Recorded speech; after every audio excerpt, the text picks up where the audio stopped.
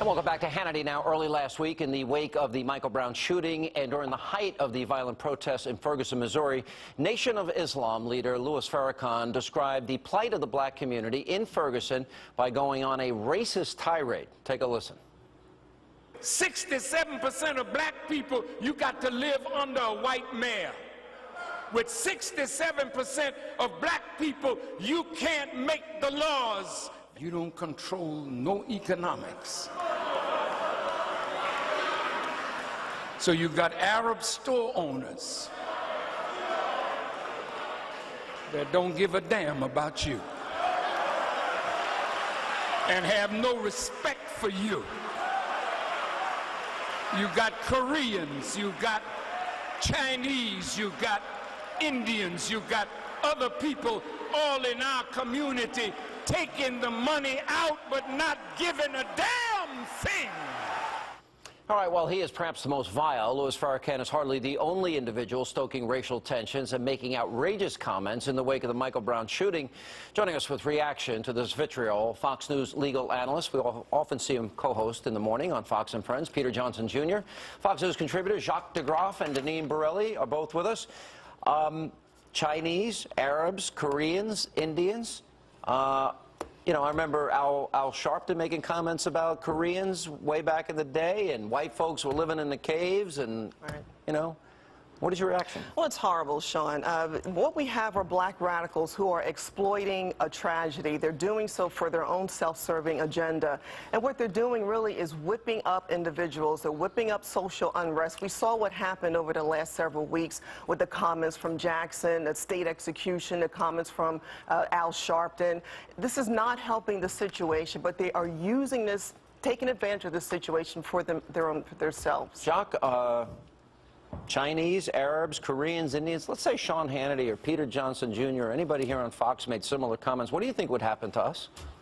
Well, because you're on a broadcast, a cable station, I think you'd probably be shown the door. Yeah, but I'd be canned. But I would remind you that Minister Louis Farrakhan, Reverend Al Sharpton, didn't shoot anybody.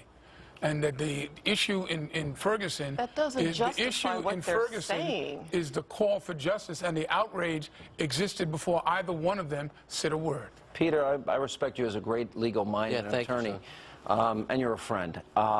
We don't know what happened yet. I do believe people are innocent until proven guilty. There seems to be diametrically opposed versions of what happened coming to light. We don't know yet the facts on the ground.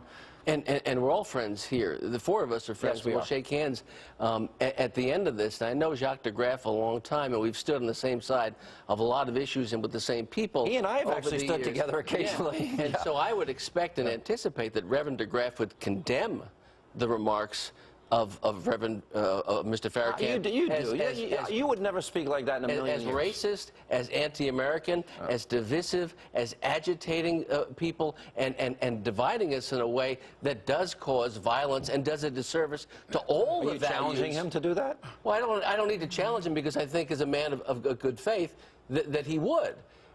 But to equate what happened in Ferguson, where we don't know all the facts, and say, well, but look what happened there. It's okay that he said that. It's not okay that he said it. It's not okay that Al Sharpton says in a pulpit sense that this is part of the American fabric. It's not part of the American fabric. We need to improve. We need to call out racial injustice where there is and racism where there is. But let's... was the police officer racist in Ferguson? We don't know. Exactly. I don't know. Right. I'm saying there are people who are using the word justice to equal vengeance. And they are not equal. But what about when he starts calling out Chinese people? Excuse me, I'm making a point. Is that American? Shouldn't we condemn that? If you feel that should be condemned, we condemn it when you condemn the Ku Klux Klan for supporting a policeman that they have never met. Of course we condemn. Everyone does. We're all seeking justice. But justice... So do you equate Reverend Mr. Farrakhan to the Ku Klux Klan?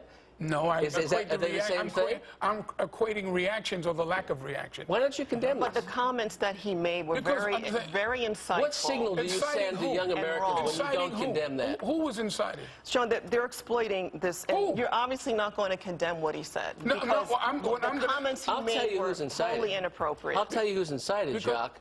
I'll tell you who's incited. Because of this president, the unemployment rate in the United States in the black community is twice what it is. Is it because in of the the community, president? 16 to 24. failed It is not the president's responsibility. It's and the people in the 24%. street. And so when you say to folks in that community that the government is against you, that they're going to shoot you down in the street, that you're not applying for We're it. running out of time. I want to give Jacques the last word. Can I ask one? First, let me just... David challenged you to condemn it. I know you as a man of the cloth.